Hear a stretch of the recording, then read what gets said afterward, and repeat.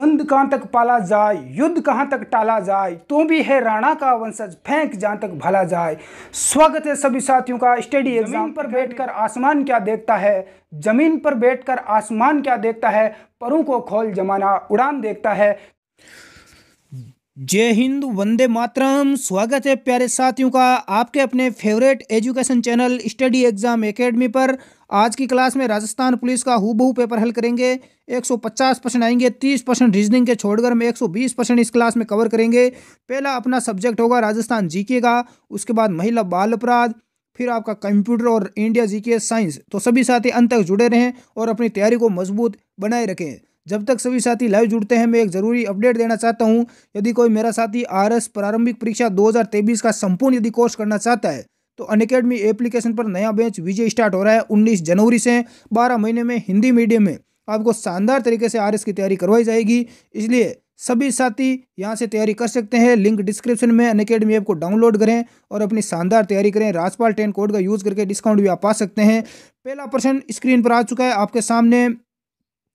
राजस्थान के कितने जिले मरुस्थलीय माने जाते हैं? 9, 14, 11 या 12? यह प्रश्न कई बार एग्जाम में पूछा जा चुका है। राष्ट्रीय कृषि आयोग ने राजस्थान के 12 जिलों को मरुस्थलीय जिले घोषित किया है, जिसके अंदर 12 जिले कौन कौन से एक बार नाम बता देता हूं। कितने जिले हैं? 12। 4 नंबर राइट आंसर हो जाएगा।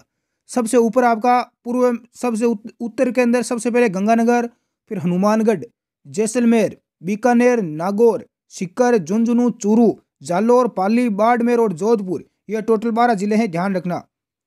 नेक्स्ट सेकंड प्रश्न देखते हैं प्यारे साथियों। सभी साथी लाइव जुड़ जाएं और हमारा टेलीग्राम ग्रुप भी आप ज्वाइन कर सकते हैं। लिंक डिस्क्रिप्शन में है, स्टडी एग्जाम एकेडमी के नाम से है। इसके अलावा बता दूं, हमारी जो अपनी वेबसाइट है उसके ऊपर आज आपका महिला बाल अपराध का टेस्ट आ चुका है, जिस आपको क्विज वहां पर मिल रही है। क्विज आपको मिल रही है जिससे आपको फायदा होगा कि आपको वहां पर पता चल जाएगा कौन सा प्रश्न आपका राइट है और कौन सा रॉन्ग है। सेकंड प्रश्न है, राजस्थान में वार्षिक वर्षा का औसत क्या है? हाँ, राजस्थान में वार्षिक वर्षा का जो औसत है वो आपका है 58 सेंटीमीटर, यानी कि कुल मिलाकर यदि मैं आंकड़ा सही बताऊं तो 57.7 सेंटीमीटर। इस प्रश्न का राइट आंसर क्या हो जाएगा मेरे बब्बर शेरू? जो विद्यार्थी 3 नंबर बता रहे हैं 57 से 58 सेंटीमीटर, बिल्कुल उनका यहाँ पर राइट आंसर होगा। ये प्रश्न बार बार एग्जाम में पूछा जाता है। अगला है कि राजस्थान में भूरी मिट्टी का प्रसार क्षेत्र है। भूरी मिट्टी राजस्थान में बनास नदी का परवा क्षेत्र, राजस्थान का दक्षिणी भाग, हाड़ौती का पठार या अरावली के दोनों तरफ का भाग। राइट आंसर तुक्के के साथ आना चाहिए। राइट आंसर क्या होगा? बिल्कुल 1 नंबर हो जाएगा, बनास नदी का परवा क्षेत्र। बनास नदी राजस्थान में खमनोर की पहाड़ियों से राजसमंद जिले से निकलती है और ये जो आपकी मिट्टी है ये टोंक, सवाई माधोपुर, भीलवाड़ा, बूंदी, उदयपुर और चित्तौड़गढ़ जिलों में पाई जाती है। बिल्कुल ये मिट्टी अरावली पर्वतमाला के पूर्वी भाग में बनास और उसकी सहायक नदियों के क्षेत्र में पाई जाती है। इस मिट्टी में नाइट्रोजन और फास्फोरस लवणों का अभाव होता है।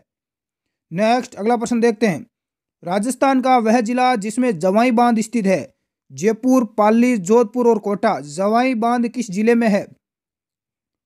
बिल्कुल पश्चिमी राजस्थान का सबसे बड़ा बांध है ये।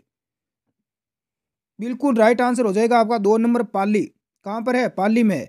पाली जिले के सुमेरपुर के निकट है। पश्चिमी राजस्थान का सबसे बड़ा बांध है ये। बांध जोधपुर व पाली नगरों एवं सैकड़ों गांवों का प्रमुख पेयजल का एक स्रोत भी है। बहुत ही गजब। क्लास को लाइक कर दें साथियों, इतने साथी लाइव जुड़ चुके हैं। राज्य में तांबड़ा गारनेट का सर्वाधिक खनन किस जिले में होता है? गारनेट का या तांबड़ा? पाली, टोंक, करौली या दौसा? राइट आंसर आना चाहिए तुक्के के साथ में। किसके साथ में? तुक्के के साथ में। गुरुजी तुक्का नहीं, अरे तुक्का जो आप वो एग्जाम में मारते हो ना वो तुक्का नहीं है, ये तुक्का दूसरा है। ये वो तुक्का नहीं है जो आप मानते हो, ये तुक्का दूसरा है। हाँ, क्या हो जाएगा? बिल्कुल राइट आंसर क्या हो जाएगा? 2 नंबर हो जाएगा, टोंक में। सभी का राइट है। गहरे लाल और गुलाबी रंग का होने के कारण इसे रक्तमणि भी कहा जाता है। इसे रक्तमणि भी कहते हैं। राजस्थान का एकाधिकार वाला यह खनिज राजमहल टोंक। कहाँ पर? टोंक का राजमहल। बिल्कुल। इसके अलावा आपका एक अजमेर में सरवाड़, इन जिलों में यह पाया जाता है। अगला प्रश्न देखते हैं। यहाँ पर गलत युग्म को पहचानना है।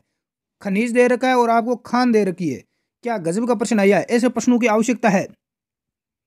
यूरेनियम कुराडिया, तांबड़ा राजमहल टोंक, बिल्कुल ये तो राइट है, अभी हमने चर्चा की। अगले नेक्स्ट के पहले वाले प्रश्न में गुलाबी संगमरमर मार्बल क्या है? बाबरमल। और जिप्सम आपका पलाना, तो जिप्सम कहाँ पर होता है? जिप्सम आपका होता है पलाना बीकानेर में, लिग्नाइट उत्पादित होता है। अरे जिप्सम यहाँ पर नहीं होता, जिप्सम कहाँ पर होता है मुझे बताएं कमेंट बॉक्स में। लेकिन पलाना कहाँ पर है? बीकानेर में है। और यहाँ पर होता है आपका लिग्नाइट, क्या होता है? लिग्नाइट कोयला। तो 4 नंबर यहाँ पर गलत दे रखा है। बिल्कुल 4 नंबर जो विद्यार्थी को आंसर आ रहा है उनका राइट है, बाकी सबका गलत आंसर है। ये लो आपका सबसे शानदार प्रश्न, सबसे ज्यादा पूछा जाने वाला। जयमल और फत्ता की हवेलियां किस दुर्ग में है? चित्तौड़गढ़, कुंभलगढ़, नाहरगढ़ और जयगढ़। जयमल और फत्ता सिसोदिया की हवेलियां चित्तौड़गढ़ दुर्ग में है। किस दुर्ग में है? चित्तौड़गढ़ दुर्ग में है। 1 नंबर आपका राइट आंसर हो जाएगा। अगला प्रश्न देखते हैं। 15वीं जनगणना के अनुसार राजस्थान में प्रति 1000 पुरुषों पर महिलाओं की संख्या कितनी है? 940, 928, 916 या 908? राइट आंसर बताएं। देखें, प्रति 1000 पुरुषों पर राजस्थान में महिलाओं की संख्या, लिंगानुपात कितना है? 2011 के अनुसार 928 है। कितना है? 928। 2 नंबर राइट हो जाएगा। और भारत का लिंगानुपात है 943। कितना है? 943। दोनों चीजें आप ध्यान रखना, इंडिया का और राजस्थान का। नेक्स्ट है कि राजस्थान के किस जिले में सर्वाधिक अनुसूचित जाति संख्या है? जाति जनसंख्या है। हाँ, सर्वाधिक अनुसूचित जाति बांसवाड़ा, भीलवाड़ा, सिरोही या Shri Ganganagar? Right answer 4 number हो जाएगा। सर्वाधिक आपकी राजस्थान में अनुसूचित जाति वाला जिला है वो है Ganganagar, Shri Ganganagar. 4 number right answer हो जाएगा, राजस्थान का सबसे उत्तरी जिला। अगला प्रश्न देखते हैं। राजस्थान में पुरुषों की साक्षरता दर कितने प्रतिशत है? कितने पुरुष राजस्थान में पढ़े लिखे हैं? राइट आंसर क्या हो जाएगा? 72, 65, 70% या 79?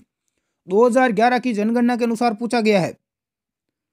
2011 की जनगणना के अनुसार राजस्थान में पुरुष साक्षरता कितनी है? बिल्कुल 79.2% है।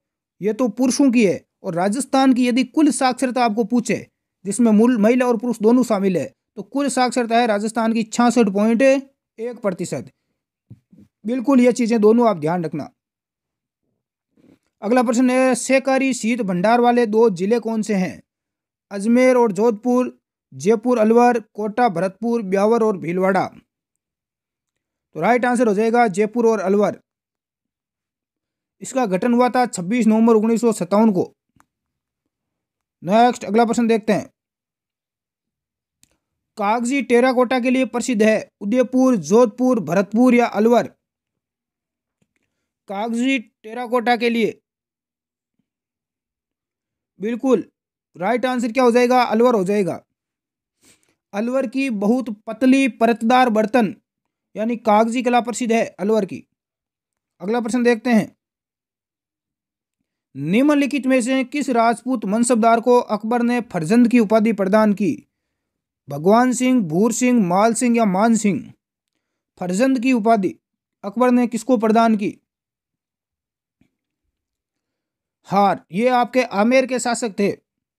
इसका राइट आंसर हो जाएगा मान सिंह। 4 नंबर आपका राइट हो जाएगा। भगवान दास के पुत्र थे और इन्होंने हल्दी घाटी का युद्ध लड़ा था, उसमें ये प्रमुख सेनापति थे अकबर, मुगल शासक अकबर की सेना में। हल्दी घाटी का युद्ध 18 जून 1576 में हुआ था और अकबर ने इन्हें फरजंद और राजा की उपाधि दी थी, राजा मान सिंह।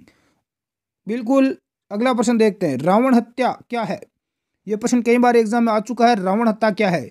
एक प्रकार का नृत्य है, एक वाद्य यंत्र है, एक पुस्तक का शीर्षक है या एक स्थान का नाम है? बिल्कुल एक वाद्य यंत्र है। क्या है? एक वाद्य यंत्र है। 2 नंबर आपका राइट हो जाएगा। इस वाद्य यंत्र को बजाने के लिए नारियल की कटोरी को बांस के साथ लगाई जाता है। बिल्कुल। इसमें ये तार बंधा हुआ होता है। क्या बंधा होता है? तार। इस वाद्य यंत्र का प्रयोग पाबूजी के अनुयायी भोपे करते हैं। पाबूजी के जो भोपे होते हैं, और इसके अलावा डूंगजी और जो जवार जी थे, इनके भोपे, इनकी कथाएं भी बांसते हैं इस यंत्र के द्वारा। अगला प्रश्न है कि ग्रासियों के द्वारा किया जाने वाला नृत्य कौन सा है? वालर, संकरिया, गुड़ला या पनिहारिन? कुछ विद्यार्थी बोलते हैं सर राजस्थान में जनजातियां कितनी है, तो राजस्थान में वैसे देखें तो टोटल 12 जनजातियां हैं कुल मिलाकर। गरासिया, शेरिया, गरासिया, भील, मीणा, ये सारी राजस्थान में जनजातियां हैं। सबसे ज़्यादा आपके मीणा है राजस्थान में। मीणा जनजाति है, सबसे पढ़ी लिखी जनजाति है। और इसके अलावा सबसे ज़्यादा शहरी स्थानों में ये जनजाति रहने वाली जनजाति है। उसके बाद भील है 2 नंबर पर। कौन सी है? भील। और भीलों के बाद में 3 नंबर पर आपके गरासिया आते हैं और 4 नंबर पर आपके शहरिया। तो ये चारों आप क्रम ध्यान रखना, ये एग्जाम में पूछा जाता है। तो गरासियों के द्वारा कौन सा नृत्य किया जाता है? तो ये आपका वालर है। कौन सा नृत्य है? वालर नृत्य। सिरोही, गरासिया कहां पर है सर्वाधिक? सिरोही में। कहां पर है? सिरोही में। अगला प्रश्न देखते हैं मेरे बब्बर शेरों और शेरनियों। क्लास को एक बार लाइक और शेयर कर दें। नाता क्या है? नाता रिश्तों का एक नाम है, मृत्यु भोज का दूसरा नाम है, परिवार का बुजुर्ग व्यक्ति को बोलते हैं या घोड़ों का प्रशिक्षक को बोलते हैं। नाता, ये नाता क्या होता है रे? 1 नंबर हो जाएगा। रिश्तों का एक नाम है। गुरुजी रिश्तों का एक नाम समझ में नहीं आया। राजस्थान में प्रचलित पुनर्विवाह की प्रथा है। पुनर्विवाह यानी महिला का जब दूसरा विवाह होता है, जिसमें सहमति के आधार पर पत्नी अपने पति को छोड़कर बिना किसी औपचारिक रस्म के किसी अन्य पुरुष के साथ यदि चली जाती है तो उसे हम नाता प्रथा बोलते हैं। कि वो नाते चली गई दूसरे पुरुष के साथ, यदि महिला चली जाती है उसे नाता बोलते हैं। अगला प्रश्न देखते हैं। राजस्थान में वल्लभ संप्रदाय का प्रमुख धार्मिक स्थल कौन सा है? किशनगढ़, जयसमंद, नाथद्वारा या उदयपुर? वल्लभ, इसकी प्रधान पीठ कहां पर है वल्लभ संप्रदाय की? राजसमंद जिले में है। किस जिले में है? राजसमंद जिले में है। नाथद्वारा, बिल्कुल नाथद्वारा 3 नंबर राइट आंसर हो जाएगा। नेक्स्ट अगला प्रश्न देखते हैं। तेजाजी का मुख्य तीर्थ स्थल कहां पर है? नागौर, खरनाल, परबतसर या शाहपुरा, भीलवाड़ा? तेजाजी की स्मृति में लोक देवता है। इनकी स्मृति में प्रतिवर्ष भाद्र सुदी दशमी को यानी तेजा दशमी को नागौर के परबतसर में इनका मेला लगता है। तो 3 नंबर राइट आंसर हो जाएगा, परबतसर, नागौर। यहाँ पर इनका मुख्य तीर्थ स्थल है और इनका प्रसिद्ध मेला भी यहीं पर बढ़ता है। और इनका जन्म हुआ था खरनाल में, ये नागौर जिले में है। लाचा गुजरी की गायों की रक्षा करते हुए लोक देवता वीर तेजाजी शहीद हो गए थे। हाँ, उनके बाद में इनको एक सांप ने भी डंक मारा था। नागौर के राठौड़ों की कुल देवी का नाम है, बीकानेर के राठौड़ों की कुल देवी कौन है? नागणेची माता, बाण माता, करणी माता या अंबिका माता? तो राइट आंसर हो जाएगा करणी माता। बीकानेर के राठौड़ों व चारण जाति की ये कुल देवी है। इनका मंदिर देशनोक बीकानेर में है। इन्हें चूहों की देवी भी कहा जाता है। आप इस मंदिर में जाओगे तो आपको वहां पर चूहे देखने को मिलेंगे बहुत सारे। चूहों की देवी भी इन्हें कहा जाता है। अगला प्रश्न देखते हैं। कपिल मुनि का मेला कहां पर लगता है? पुष्कर में, कोलाइट में, गोगामेड़ी, मुकाम में? गुरुजी कपिल मुनि को भी मेड़ो लागेगी। बिल्कुल, इस मुनि का मेला लगता है, इतना श्रेष्ठ मुनि है। बीकानेर जिले में, कोलाइट में। 2 नंबर राइट हो जाएगा। बीकानेर जिले के कोलाइट में महर्षि कपिल की तपोभूमि है। कोलाइट का जो सरोवर है, तालाब है तथा इनके 52 घाटों के साथ पास में बने 5 इनके मंदिर भी है जो देखने लायक है। यहाँ पर प्रतिवर्ष कार्तिक पूर्णिमा को मेला लगता है। मेला कब बढ़ता है? कार्तिक जो महीना है आपका हिंदी, इसकी पूर्णिमा को इसका मेला बढ़ता है। काफ़ी अच्छा मेला है। और अगला प्रश्न देखते हैं। राजस्थान में गुड़ला त्यौहार कब मनाया जाता है? बहुत ही शानदार प्रश्न है। गुड़ला त्यौहार श्रावण शुक्ल अष्टमी को, श्रावण कृष्ण अष्टमी, चैत्र कृष्ण अष्टमी, भाद्रपद शुक्ल अष्टमी को। हाँ, राइट आंसर क्या हो जाएगा मेरे बब्बर शेरों और शेरनियों? आंसर तुक्के के साथ ही आना चाहिए भाई यहाँ पर। तो अरे आंसर कैसे आना चाहिए गुरुजी? तुक्के के साथ। गुरुजी तुक्के के साथ तो गलत आंसर आता है। वो तुक्का नहीं है, अपना तुक्का गलत कभी होता ही नहीं है। आज तक कभी गलत तुक्का नहीं किया अपना। चैत्र कृष्ण अष्टमी को। 3 नंबर आपका राइट आंसर हो जाएगा। अगला प्रश्न देखते हैं। चुंपा नामक आभूषण कहां पर पहना जाता है? हाथ, दांत, अंगुली या नाक में? राइट आंसर क्या हो जाएगा?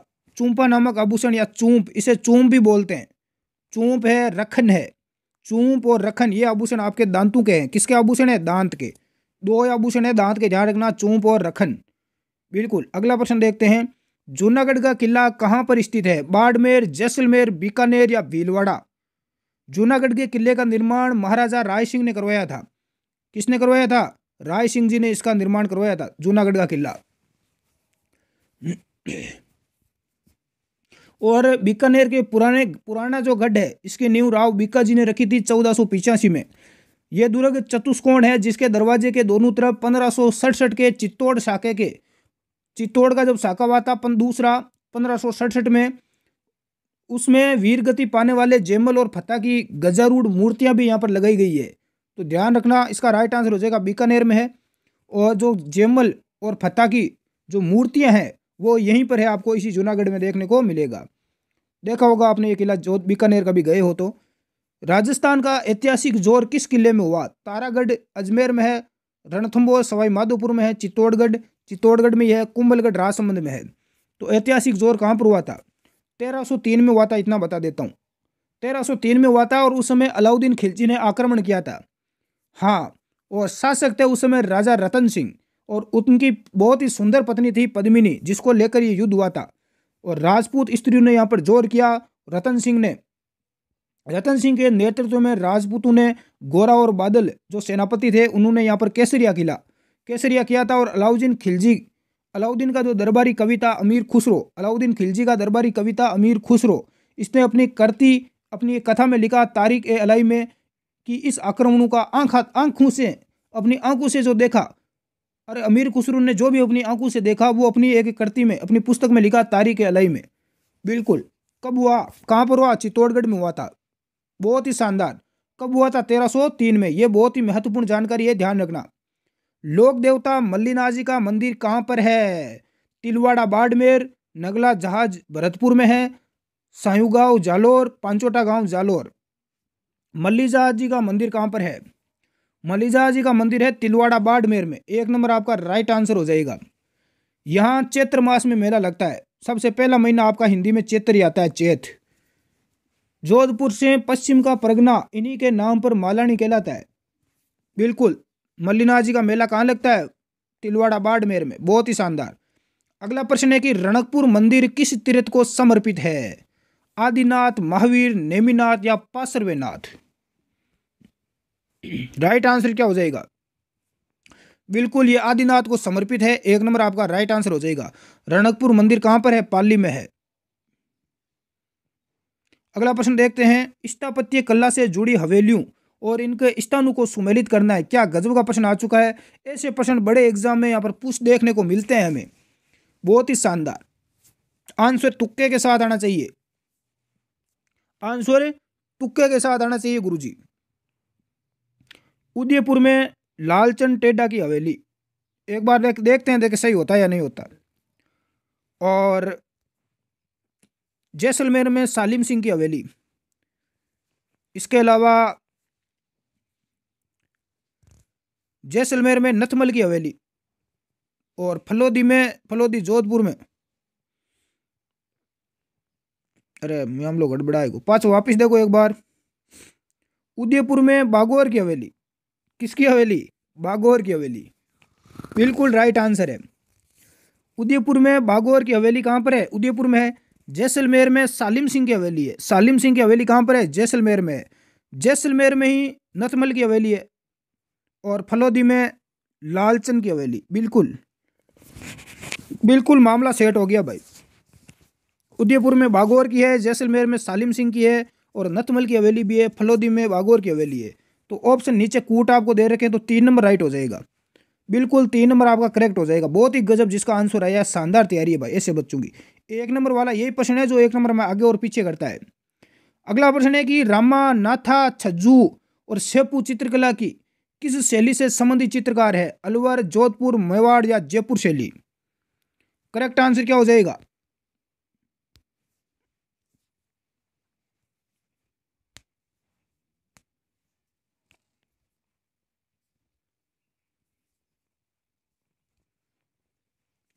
बिल्कुल जोधपुर शैली है। 2 नंबर आपका राइट आंसर है।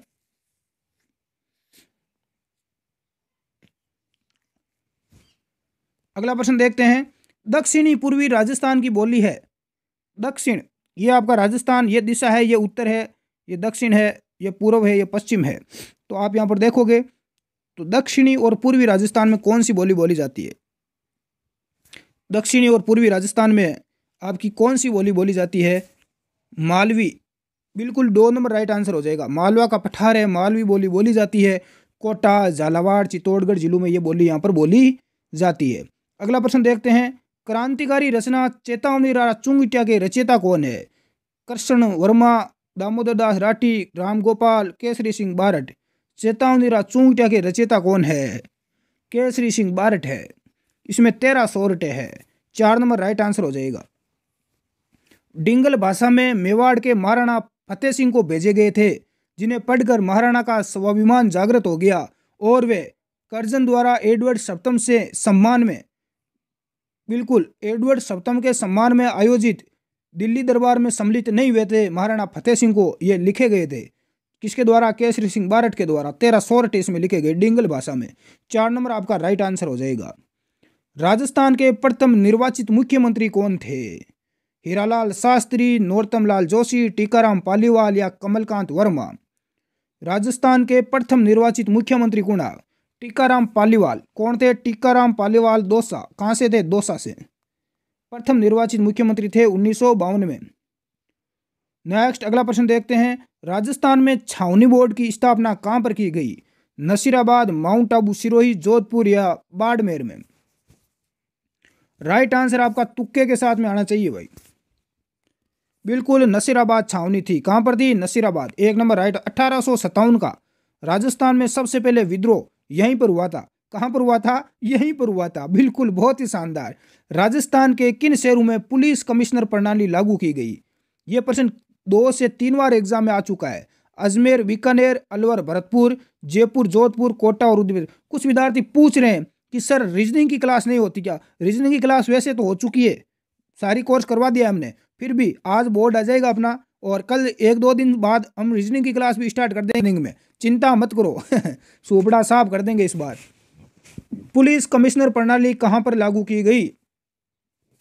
जयपुर और जोधपुर में। यह सभी को पता है, जयपुर और जोधपुर राजस्थान की सबसे बड़ी 2 सिटी। और कब की गई ये बताओ भाई, कब की गई? हवा निकल गई। मैंने ये पूछा कि कब की गई तो हवा निकल गई 4 जनवरी 2011 को। 4 जनवरी 2011 को की गई, ध्यान रखना। हाँ, अगला प्रश्न देखते हैं। राजस्थान में नवाबों की नगरी अजमेर, भरतपुर, टोंक या सिरोही। नवाबों का शहर के नाम से प्रसिद्ध आपका टोंक है। कौन सा है? टोंक। इसकी स्थापना किसने की? राजा मान सिंह ने। किसने की? राजा मान सिंह ने की थी, टोकरा के 12 ग्रामों को मिलाकर, 12 गांवों को मिलाकर। अगला प्रश्न देखते हैं। किस नदी को वन की आशा कहते हैं? कई बार एग्जाम में आ चुकी है। बनास, चंबल, माही या आहू। राइट आंसर क्या हो जाएगा? वन की आशा। और ये नदी पूर्णतः राजस्थान में बहती है। राजस्थान में बहने वाली सबसे लंबी नदी है। मैं थोड़ा इतना आपको हिंट दे रहा हूं, 480 किलोमीटर लंबी है। और इसका जो उद्गम स्थल है वो राजस्थान में राजसमंद जिले की खमनोर पहाड़ियों से इसका उद्गम होता है। अब तो राइट आंसर आ चुका होगा, बनास नदी। कौन सी नदी है? बनास नदी है। और ये चंबल नदी की सहायक नदी है। किस नदी की सहायक नदी है?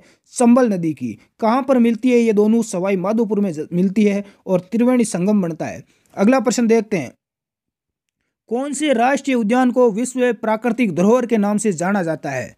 सज्जनगढ़ अभयारण्य, रणथंभौर राष्ट्रीय उद्यान, केवलादेव राष्ट्रीय उद्यान, सीता माता अभयारण्य।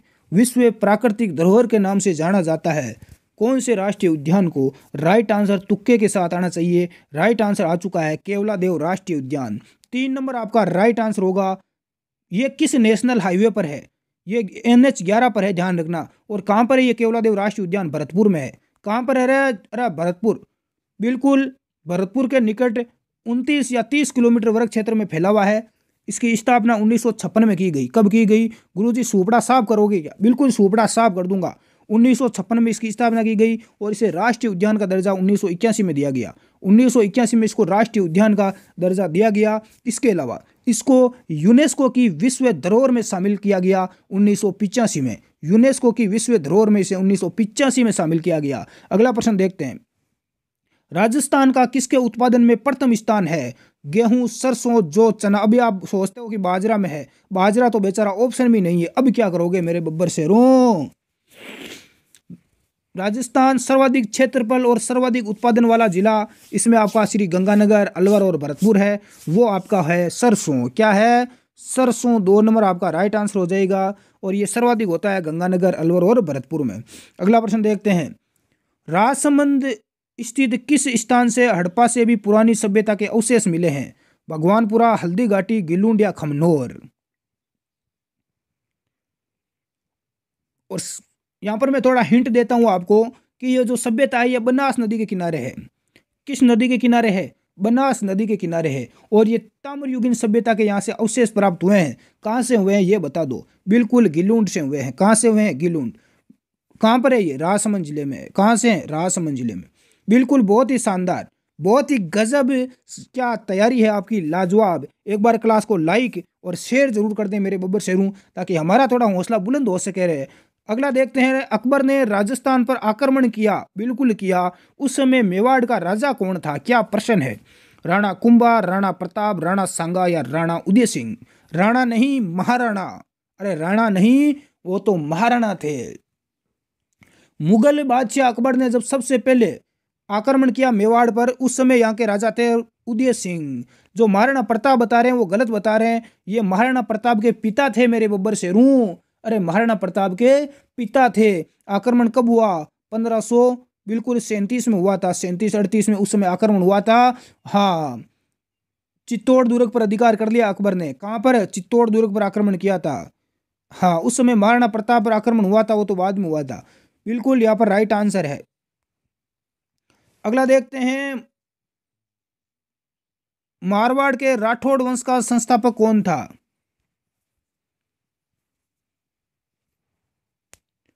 मारवाड़ के राठौड़ वंश का संस्थापक राव सिंहा, राव आसनाथ, राव दुहड़ या राव कानड़? तो सभी को आ रहा होगा इसका आंसर। और ऑप्शन में मैंने इतने इजी दिए हैं। राव सिंहा कौन थे? मारवाड़ का जो राठौड़ वंश था इसके संस्थापक थे राव सिंहा। बिल्कुल।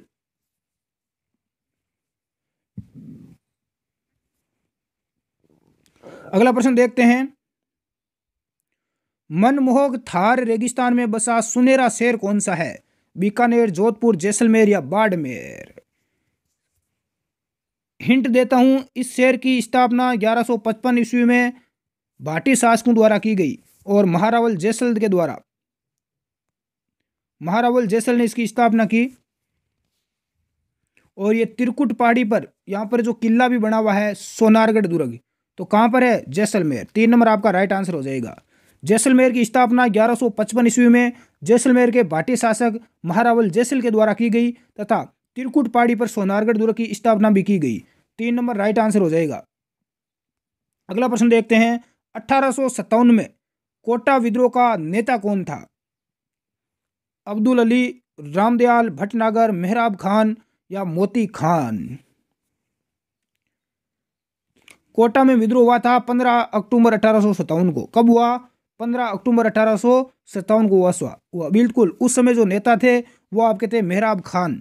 और इसके साथ में कौन था? लाला हरदयाल, जिसने पॉलिटिकल एजेंट बर्टन को, पॉलिटिकल एजेंट कौन था कोटा का? बर्टन, मेजर बर्टन था। अरे कोट के बटन होते हैं तो कोटा का बटन, बर्टन। बिल्कुल। और उसके 2 पुत्रों की यहाँ पर हत्या कर दी गई। और कोटा के जो महारावल थे वो कौन थे? राम सिंह थे। महाराजा कौन थे यहाँ के? राम सिंह। राम सिंह को विद्रोहियों ने किले में नजरबंद कर दिया था। बहुत ही शानदार। अगला देखते हैं, अजमेर में राजस्थान सेवा संघ की स्थापना की गई। जयनारायण व्यास, हीरालाल शास्त्री, विजय सिंह पथिक या माणिक्यलाल वर्मा? राजस्थान सेवा संघ की स्थापना अजमेर में किसके द्वारा की गई? कब की गई रहे? 1919 में। हाँ, किसने की? विजय सिंह पथिक ने की थी गुरुजी। 3 नंबर राइट आंसर हो जाएगा। विजय सिंह पथिक, रामनारायण चौधरी और साथ में थे हरि भाई किंकर, इनके द्वारा की गई। और 1920 में इसका मुख्यालय अजमेर में बनाया गया। अजमेर में मुख्यालय 1920 में बना था। अगला प्रश्न आ चुका है, राजस्थान का एकीकरण कब संपन्न हुआ? 30 मार्च 1949, 15 मई 1949, 26 जनवरी 1950, 1 नवंबर 1956? राजस्थान का एकीकरण 7 चरणों में हुआ था। कितने चरणों में हुआ गुरुजी? 7 चरणों में हुआ। प्रथम चरण था एकीकरण का 18 मार्च 1948 को। पहला चरण में शुरू हुआ 18 मार्च 1948 को, तथा 1 नवंबर 1956 को समाप्त हुआ। तो 4 नंबर आपका राइट आंसर हो जाएगा। 1 नवंबर 1956 को राजस्थान का पूर्ण एकीकरण हुआ था। राजपूताना में कितनी रियासतें थी? राजस्थान में 19 रियासतें थी और 3 यहाँ पर ठिकाने थे, जिनको मिलाकर और अजमेर मेरवाड़ा इन सभी का विलय करके राजस्थान का गठन किया गया। राजस्थान में भूरी मिट्टी का प्रसार क्षेत्र कहाँ पर है? बनास नदी का पर्वत क्षेत्र, राजस्थान का दक्षिणी भाग, हाड़ौती का पठार या अरावली के दोनों तरफ का भाग। भूरी मिट्टी, बिल्कुल 1 नंबर राइट आंसर हो जाएगा। बनास नदी का जो पर्वत क्षेत्र है वहां पर आपको ये मिट्टी देखने को मिलेगी। मैं पहले भी ये साइट 1% करवा चुका हूँ। टोंक, सवाई माधोपुर, बूंदी, भीलवाड़ा, उदयपुर, चित्तौड़गढ़, इन सभी जिलों में ये मिट्टी पाई जाती है। 1 नंबर आपका राइट हो जाएगा। तो ये राजस्थान जीके के 45% आएंगे। राजस्थान पुलिस में 45% हमने कवर किए। गुरुजी कितना परसेंट राइट होना चाहिए? कम से कम 40 तो राइट होना ही चाहिए। इतना स्कोर तो आप कर ही सकते हो, मेरे बब्बर शेर हो आप। और अगला आप टॉपिक लेते हैं। कौन सा टॉपिक ले रहे हैं? महिला और बाल अपराध, आप सभी का अपना फेवरेट टॉपिक और स्टडी एग्जाम एकेडमी जिसके कारण से राजस्थान में प्रसिद्ध हुआ, वो टॉपिक महिला बाल अपराध। क्योंकि पिछली बार महिला बाल अपराध के सभी विद्यार्थियों के 10 में से 10 नंबर आए, कंप्यूटर में 30 में से 30 नंबर आए और 40 नंबर विद्यार्थियों को पिछली बार 2020 में आए थे, जिसकी वजह से राजस्थान पुलिस में स्टडी एग्जाम एकेडमी के 525 विद्यार्थी सिलेक्ट हुए थे। और एक यहाँ पर स्टडी एग्जाम एकेडमी का आप सभी का प्यार और सपोर्ट था, जिसकी वजह से स्टडी एग्जाम एकेडमी जाना गया, राजस्थान में इसकी पहचान बनी। महिला बाल अपराध शुरू करते हैं। पहला प्रश्न आ चुका है, दहेज लेना व देना किस विधि के अंतर्गत अपराध है?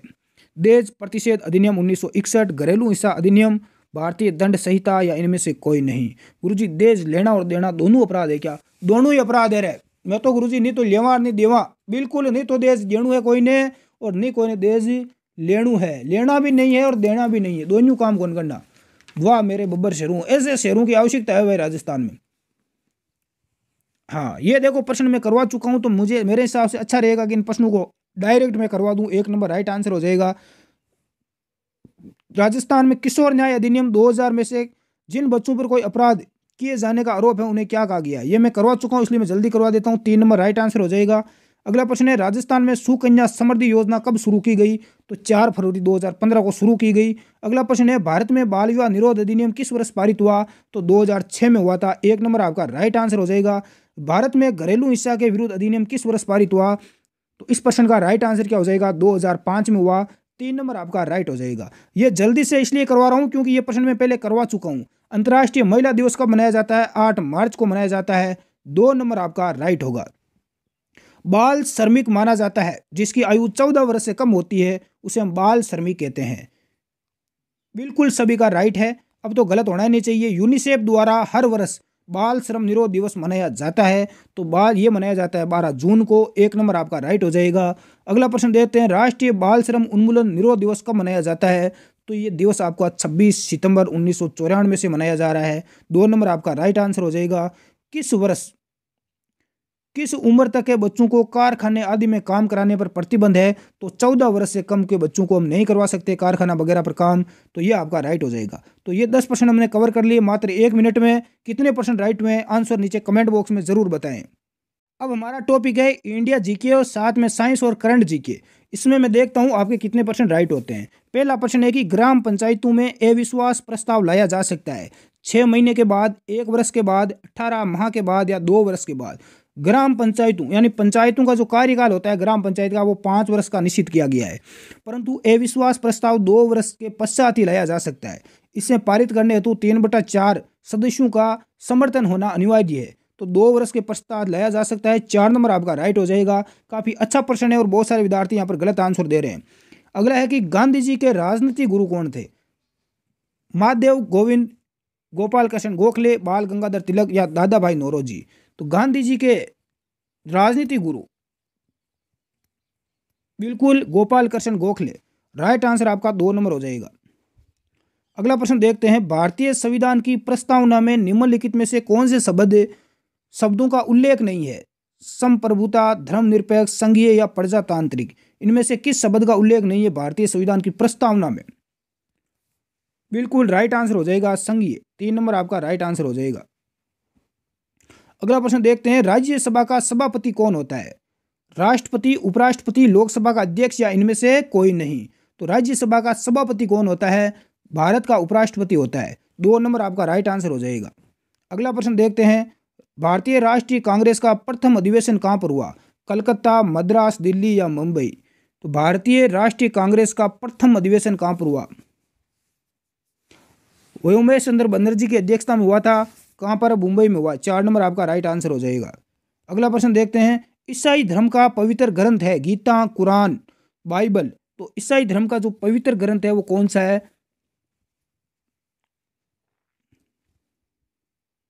बिल्कुल 4 नंबर हो जाएगा, बाइबल। अगला प्रश्न देखते हैं, भारत के मध्य से गुजरने वाली रेखा कौन सी है? कर्क रेखा, विषुवत रेखा, मध्यम रेखा या मकर रेखा? भारत के मध्य से कौन सी रेखा गुजरती है?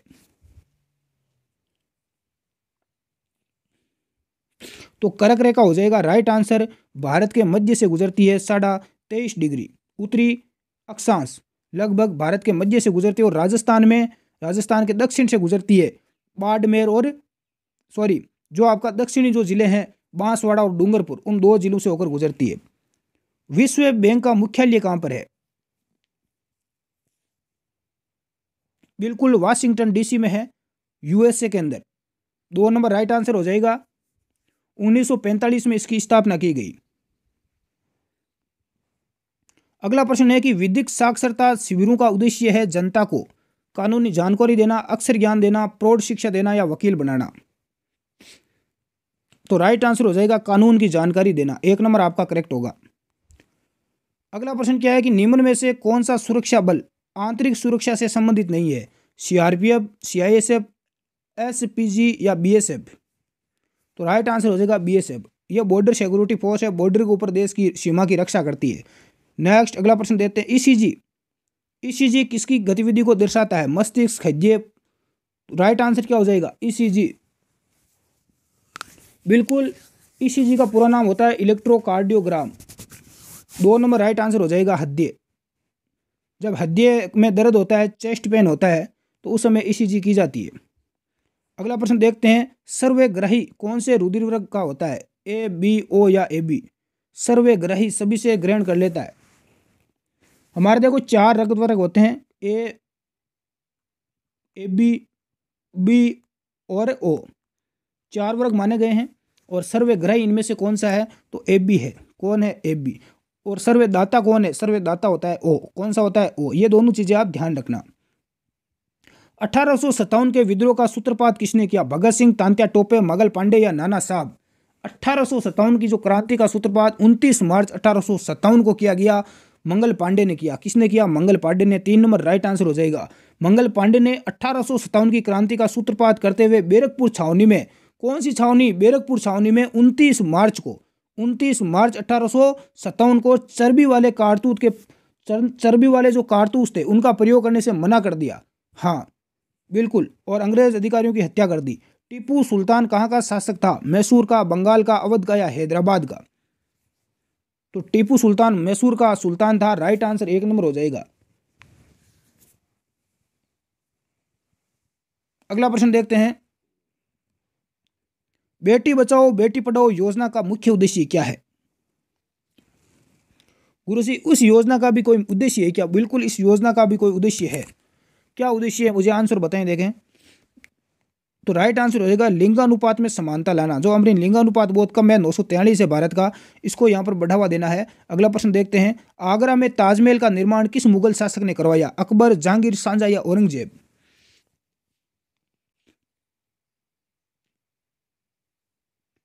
राइट आंसर 3 नंबर हो जाएगा, शाहजहां ने। कब करवाया?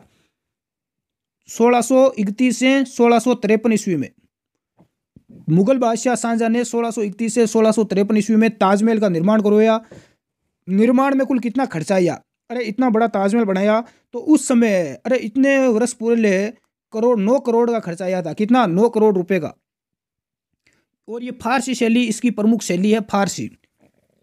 और इसका जो मुख्य योजनाकार था वो था उस्ताद अहमद लोहारी। कौन था? उस्ताद अहमद लाहौरी थे इसके मुख्य उस्ताद। अगला प्रश्न देखते हैं, जगत गुसाई किसकी पुत्री थी? बारमल की, उदय सिंह, जसवंत सिंह या पृथ्वी सिंह? जगत गुसाई जोधपुर के महाराजा मोटा राजा उदय सिंह की पुत्री थी। 2 नंबर राइट आंसर हो जाएगा। और इसने इसका विवाह जहांगीर से किया था, सलीम के साथ इसका विवाह करवाया। अगला प्रश्न देखते हैं, पूर्ण स्वराज्य की मांग की गई किस अधिवेशन में? पूना, लाहौर, मुंबई या कलकत्ता अधिवेशन? तो राइट आंसर हो जाएगा लाहौर अधिवेशन में।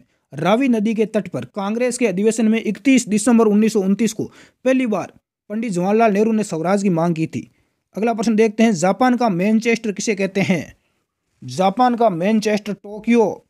जापान का मैनचेस्टर किसे कहा जाता है? आंसर तुक्के के साथ ही आना चाहिए भाई, यहां पर तो किसके साथ आना चाहिए? तुक्के के साथ में। जापान का मैनचेस्टर ओसाका को कहा जाता है। किसको कहते हैं? ओसाका। 4 नंबर आपका राइट आंसर हो जाएगा।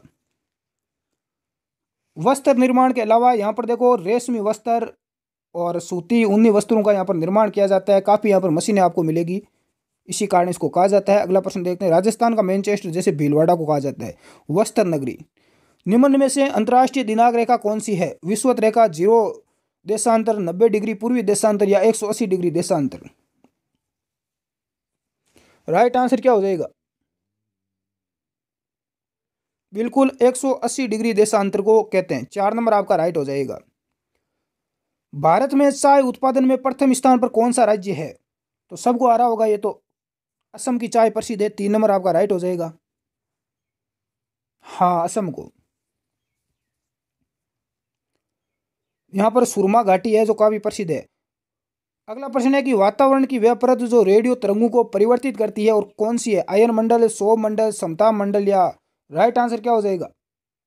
1 नंबर हो जाएगा, बिल्कुल आयन मंडल है। कौन सी है? आयन मंडल।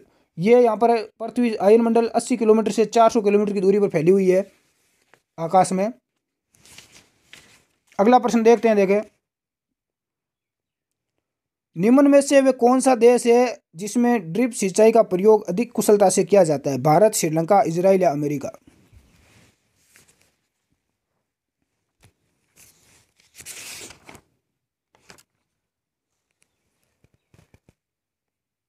तो ये अपना इजराइल है। कौन सा देश है? इजराइल। ये प्रश्न काफी महत्वपूर्ण है, एग्जाम में पूछा जाता है। उच्चतम कोटि का सर्वोत्तम किस्म वाला कोयला है? लिग्नाइट, बीट, बिटुमनी या एंथ्रेसाइट? तो सबसे उच्च कोटि का जो कोयला होता है वो होता है एंथ्रेसाइट। 4 नंबर आपका राइट आंसर हो जाएगा, जिसमें कार्बन की मात्रा 80 से लेकर 95% होती है। जलते समय ये धुआं नहीं देता, अधिक ताप के साथ ये जलता है। और सबसे निम्न किस्म का कोयला होता है पीट। अगला प्रश्न देखते हैं, ग्रीन हाउस प्रभाव का कारण क्या है? Nitrogen, carbon dioxide, carbon monoxide या नाइट्रोजन डाइऑक्साइड? ग्रीन हाउस प्रभाव का मुख्य कारण क्या है? Carbon dioxide.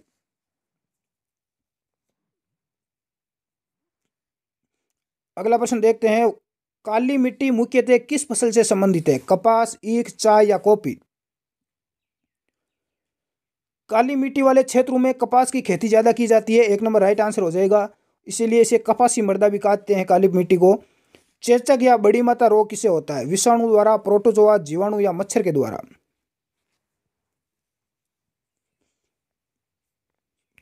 चेचक रोग का जो रोग कारक है वो वायरस है। क्या है? Virus variola. कौन सा वायरस है? वेरियोला वायरस है, जो संपूर्ण शरीर को प्रभावित करता है। इसका संक्रमण होता है वो हवा के द्वारा होता है या सीधा रोगी द्वारा भी हो सकता है। 1 नंबर विषाणु द्वारा राइट हो जाएगा। अगला प्रश्न है कि अग्न्याशी रस का पीएच मान कितना होता है? अग्न्याशी कोशिकाओं को स्रावित ये क्षारीय द्रव्य होता है जो भोजन का पाचन करने में काफी सहायक है। बिल्कुल इसका पीएच मान 7.5 से लेकर 8.3 तक होता है। 4 नंबर आपका राइट आंसर हो जाएगा। हाँ, ये क्या होता है? अम्लीय होता है या क्षारीय होता है? आंसर बताएंगे कमेंट बॉक्स में। विश्व का सबसे बड़ा द्वीप कौन सा है? बिल्कुल ग्रीनलैंड है। कौन सा है? ग्रीनलैंड सबसे बड़ा द्वीप है विश्व का। ये कहां पर है? ग्रीनलैंड आर्कटिक और अटलांटिक सागर के मध्य स्थित है। लोहे की वस्तु में जंग लगने के लिए उत्तरदायी है? लोहे में जंग लगना एक रासायनिक क्रिया है और जंग लगने से लोहे के भार में क्या होती है? वृद्धि होती है या कमी होती है? जंग लग जाती है तो लोहे के भार में वृद्धि होती है। क्या होती है? वृद्धि। ये ध्यान रखना। तो राइट आंसर 2 नंबर हो जाएगा, फेरस और फेरिक ऑक्साइड का मिश्रण। अगला प्रश्न क्या है? संयुक्त राष्ट्र द्वारा जारी विश्व प्रसन्नता रिपोर्ट 2021 में भारत को 149 देशों की सूची में किस स्थान पर रखा गया? राइट आंसर बताएं देखें। तो भारत को 141वें स्थान पर रखा गया, 4 नंबर राइट हो जाएगा। विश्व कुश्ती चैंपियनशिप 7 अक्टूबर 2021 को किस भारतीय पहलवान ने रजत पदक जीतकर इतिहास रचा? आपका राइट आंसर हो जाएगा अंशु मलिक। अगला प्रश्न है कि 1 से 13 अगस्त 2021 को इंद्र संयुक्त सैन्य अभ्यास के 12वें संस्करण का आयोजन किन देशों के बीच में हुआ? तो ये हुआ था भारत और रूस के बीच में, 4 नंबर आपका राइट हो जाएगा। ओलंपिक 2020 में मणिपुर की मीराबाई चानू 49 किलोग्राम वर्ग में कितने किलोग्राम वजन उठाकर भारोत्तोलन में रजत पदक जीता? मीराबाई चानू ने कितने किलोग्राम में जीता? हाँ, राइट आंसर क्या हो जाएगा?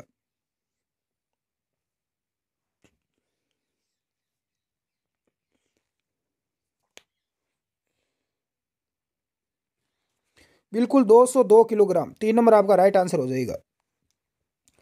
अगला प्रश्न है कि मुख्यमंत्री चिरंजीवी या मुख्यमंत्री राजश्री योजना के अंतर्गत बेटियों को कितनी राशि दी जाती है?